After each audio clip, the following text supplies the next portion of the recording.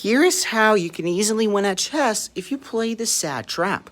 So the game would obviously start with normal chess, and if you start with a dumb sacrifice, and if the opponent normally accepts the sacrifice, you can immediately sacrifice another one, because this will allow you to develop your bishop to this strong position, making him already capture another pawn.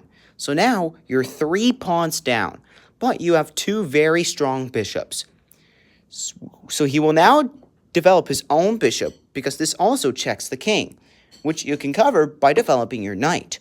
And when he brings out his horse to attack your pawn, you completely ignore him.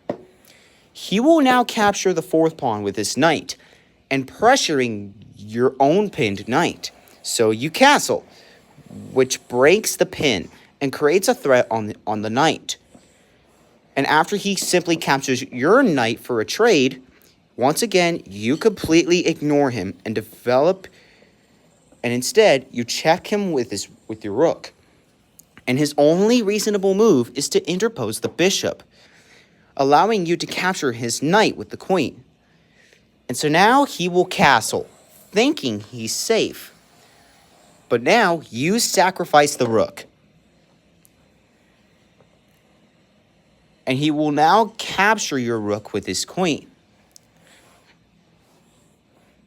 And so now it will allow you to finally bring your other rook to the party.